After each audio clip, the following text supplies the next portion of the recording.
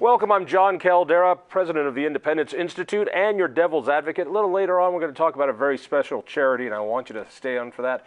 But first, my arch nemesis, Ted Trimpa, the brains behind every progressive takeover in the state. God, I hate you, and I hate that you're successful.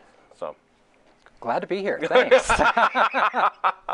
Hey, last time we chatted, you said something that really hit me, which was we're watching the Republican Party have this populist split, and seeing Trump break off here from the mainstream Republicans. A lot of them I find to be the establishment and not doing what Republicans do, and I was thinking, God, you guys must be enjoying this until he actually won. But you said something that really triggered me. You said, yeah, but we don't understand, we're next. Yeah. And what did you mean by that? We as those people left of center, particularly the Democratic Party, the underlying kind of mess, the evolution that Republicans have been going through, I think is rooted in these same problems on both sides, because it's everyone feeling the same thing. Distrust, disenfranchisement, and they're ticked off. Ticked off about what? Government isn't performing, and what they see in terms of what we get in media, that doesn't help because it's all so siloed. You can listen to the news that only you really want to hear, and that just reinforces how you see the world, and then you see it as conflict, because for them ratings comes from conflict. And so we have the seeds of just as much of a problem.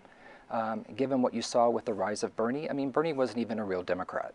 I mean, the guy passed one bill, I think, in his entire time when he was in Congress, and managed to get 101 rhetoric for the left down really well. Because he is a socialist. So, well, all Democrats aren't socialists. This is where all Democrats are communists, but he was at least honest about being a socialist. Well, we're not authoritarian, so we're not going to be communists. So I just think that you have power to take my stuff. That makes you an authoritarian. Yeah. We have to be very worried about this underlying distrust, and like just being really upset, the anger, the passion. And the point of this, though, is what I'm worried is that if Democrats win in 2018, we have a wave. A lot of us are going to stand up and say, "Oh my God, we figured it out. Gee whiz, the messaging we did this last time, that's what the new Democratic Party is going to be," and it's not going to address those underlying problems. When you take a look at I'm not following you. Hang on. When you say you're not being heard, it's not working, government's not working. Yeah, people on, I'm going to say the libertarian conservative side, we've been saying that because government has been growing and interfering. And I look at 8 years under Obama and what's been happening in the state of Colorado. I'm thinking, where has the left been disappointed? You've taken over healthcare, you've taken over the regulatory state, you've done all these things. So I'm thinking, what the hell are you guys bitching about? Oh, but first of all, other than the Trump, Trump bringing back some of the regulations, I get that, but and destroying all the institutions of government and disrespecting the fact that we have 3 branches of government and the rule of law. But wait a second. The guy who voted for Obama is going to say that? Let me. How many times was Obama overturned by the Supreme Court versus this? Let me get back to your question, though. To answer your question, 2 things to remember. 1, registration. In Colorado, this is still a purple state at best on a good day, and there are more unaffiliateds now than either Democrats or Republicans. So we need to remember that, 1. 2, when you take a look at lower income people and their wages over time here in Colorado, there has not been a real increase in them. And you see the increase in the cost of living. If you don't think that people are upset just about their economic situation and the cost that it takes in order to live here, at the same time seeing a lot of the programs that I would favor, and they see other people getting more government benefits, but they don't necessarily get something. They're like, so you're taking from me to give to them? That's really serious. And that is something that we're going to pay a price for. You take a look at the last election, going to Adams County, Democrats did not perform well. And part of that is that we don't have a 21st century economic message. We Democrats. Right. All right. Mind you, and you can see where this splits off. And I will concede, those people who are stuck in a lower income system, and we look at it and go, well, of course, costs of homes go skyrocketing because we've got this ridiculous growth control and urban growth boundaries, and tap fees make everything so expensive.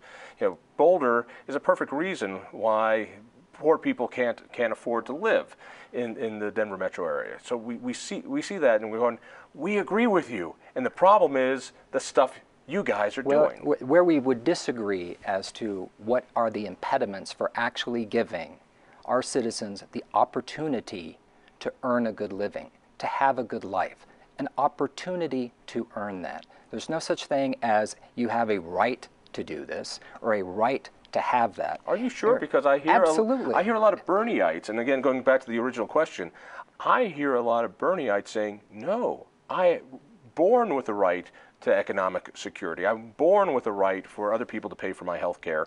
I'm born with the right. This is why we have to be very careful on our side, because what you guys have been going through over the last 3-4 years could start happening to us because of that. And when you say that stuff you guys have been going through, I'm assuming this split, or we're talking about a populist split inside your party? Sure. How does that manifest? Give me, what does that look like?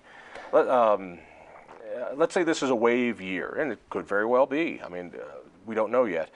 But this could be a wave year. Democrats could win back. I think nationally it will be. Democrats could win back the House. And here in Colorado, Democrats could win the governor's office and both houses of the legislature. Yep. So, then it's all your party. Last time it was all your party. We got gun control laws, which caused recalls. We got voting regulation laws, which allowed me to go vote in Colorado Springs. We got energy mandates. We got all sorts of stuff that guys love. Right, and I would argue you take a look at the gun laws that we passed, particularly around universal registration, background checks, the number of people, convicted felons, folks that had domestic warrants on them who didn't get a gun. I mean, it went from the number of people denied a gun before those gun laws in the 400s to the 4,000, 5,000, 6,000, 7,000. You want to get into that argument, that's fine, but we'll talk about how it was done and a better way to do it so that every time you loan your gun to the guy on the ranch, you're not becoming a felon. We should do a whole show on guns. Huh? I'd be happy. Love to do that. But the point being, let's draw this out. Let's say you guys win. Yeah. All right. Then what's the problem? Where is the split that you're worried about? What is it? How does that manifest? We have to remember that it's like whoever's running for governor and wins is being governor. You are governor of all Coloradans. It's like the president, our current one, tends to forget that he's the president of all Americans, which means you are a governor for people who see themselves as unaffiliated. You are also the governor for Republicans. You're a governor for Democrats. And anyone who thinks that running on a hard left, classically liberal in a 20th century sense, not in, you know what I mean, not socialist. Socialist. That's out of step of where the majority of Coloradans are, and we have to remember that. And if we don't remember that, then you'll lose control. Because the best way to tell government that you don't like what's going on is to vote people out. So, I'm still not following your concern. So, Republicans, other than the tax reform they did, have been pretty dysfunctional. They couldn't take care of Obamacare. They expanded government greatly. But so you win. I don't understand the worry. You're still in power. Are you worried that the election after that just causes another swing back? It's once you're in power, you got to make sure that you don't overstep. You got to remember who you're representing and what we're trying to do. And if you go too far left, you will pay a price. Just like when Republicans went too far right in the 90s and the early 2000s, you all paid a price. That's when people like me and others woke up. And it's like, we're done with this. When we went too far? All we did in those times was grow government larger and larger and larger and spend more and go into debt. John. In Colorado. Oh, in Colorado. All right. And if that happens, do you feel that we're going to get this populist war that we go to this side and it doesn't work, and 2 years later we go to that side and it doesn't work? It would be a question of what happens within the Democratic Party and the party structure. Because I guess you could say it's unfortunate. What's unfortunate about how campaign finance has evolved over time is that you now have essentially shadow systems that exist outside the party that do a lot of the functions that the parties used to do. You guys have a much larger operation on the right nationally. We have a pretty sophisticated operation on the left, smaller nationally. Here, much more effective. It works well. All right, let's stop there for a second. But if you think about that, let's remember it was the left that brought us campaign finance reforms, Amendment 27, which forced this system that candidates don't run their own campaigns, other infrastructure dues. It's clearly an issue that I've always disagreed with Jared about, always. All right, but I'll admit it. Your team over the last 10 to 15 years dominates in this state, and that's my world. That's being generous, but yeah. Tell me I'm wrong. Well, no. Tell me I'm wrong. Look right in here. Tell me I'm wrong. John, if you were wrong, then why don't we control the state Senate? Just give it a few months, and trust me, you do control the state Senate when half of the Republicans in the state Senate vote for 267, which expands the size of government with a tax increase and a debt increase without a vote of the people. Oh, my goodness, John. Take a look at your Republican caucus in the state Senate. Minus a couple, those folks live pretty far back in the cave. No offense to them, but... Not when it comes to fiscal issues, and you only need one, and you seem to get it. Point being, your infrastructure that you personally were very involved in creating has been wildly effective. My team doesn't see the power of that infrastructure, or at least doesn't understand how to build it as well as your team. Well, fair enough? Fair enough. But the principle, the guiding principle for why I think it works so well is that it's about winning first. Because if you're not about winning, and if you're about being right, you're going to spend a whole lot of time fighting over things you don't need to, and in the meantime, everything else is going to pass you by. And that is part of my worry within the Democratic Party.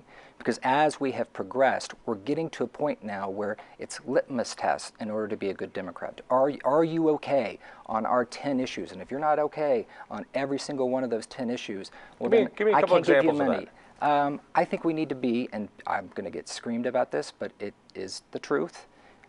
We got to be open-minded around where you are on the environment. Let's take Heidi Heitkamp. Heidi Heitkamp in North Dakota, who I think is one of the most incredible public servants that we have. There are a lot of people on the left that complain about her because she wasn't strong enough around Keystone. She's always backing the oil and gas industry. Well, it's like, drive through North Dakota.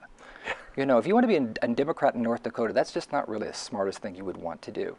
A second issue is, I think we've got to be more inclusive and an open tent on the issue of reproductive rights and choice. I know that, again, I am as about a pro-choice as you can get, but I just think that as a party, we need to be more open-minded about that.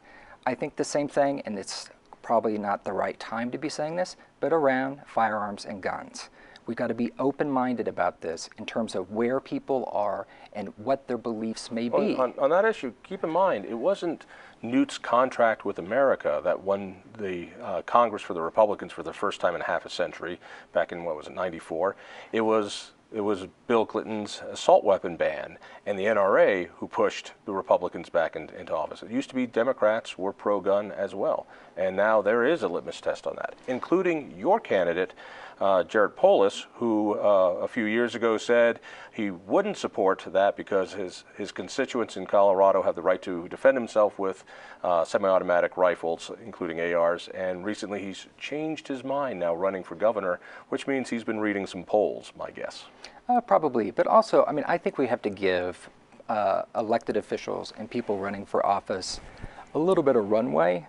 You know, for example, if you're running to be the congressman from the 2nd Congressional District, you have a constituency that is the 2nd Congressional District. The idea is that you represent that constituency. If you're running for governor of Colorado, your constituency now is a lot larger.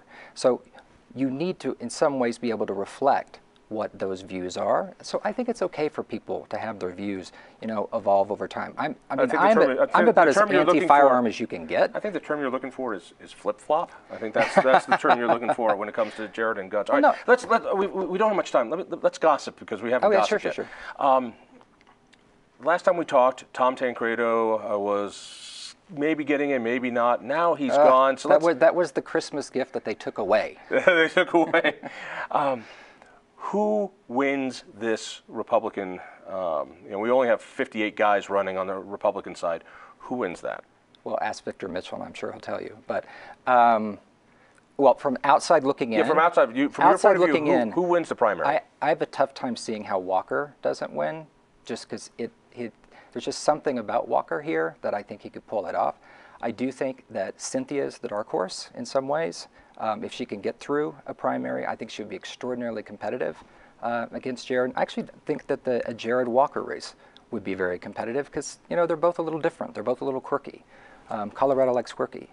But nothing's more quirky than your candidate, Jared, who, by the way, is a friend, and I like him. You are confident that Jared wins the primary? Yes. Of course, you have to say that. Why are you so confident? Again, we talked about this last time. You have open primaries, right, and all-mail ballot. We're the only state in the country that has both of those, and this is the first time we're trying it. So going into this primary in June, considering we also have early vote, every single unaffiliated voter is going to get a Democratic primary ballot and a Republican primary ballot, unless the legislature changes how that's going to be. But they get to pick which primary that they want to vote in. The universe of people you have to talk to, at a minimum, is a third larger, if not doubled. And that becomes a function of money. How do you communicate to that many people in such a short period of time? And Jared has the money. And Jared has a monetary advantage. And quite frankly, if you watch his campaign, it's a textbook campaign he's running. He's doing a great job. Again, thanks to campaign finance reform, our choices now for politicians in Colorado will either be rich guys who can do it themselves like Jared, or guys whose other people are running the campaign through IECs and 527s and all sorts of other things. Listen, when it comes to campaign finance, we probably agree on a lot. Because I'm of the belief as long as you have a capitalistic system that's set by rules that are set by people that we elect or people they influence, money's going to find its way in. So we might as well just make sure we all see it. Love these conversations. Thank you so much. Stay tuned.